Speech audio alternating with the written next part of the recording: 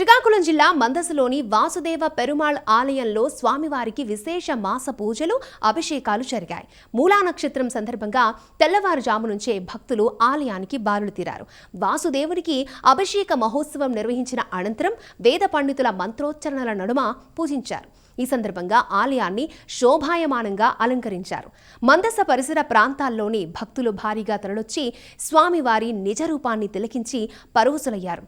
వాసుదేవ నామస్మరణతో ఆలయ ప్రాంగణం మార్మోగింది.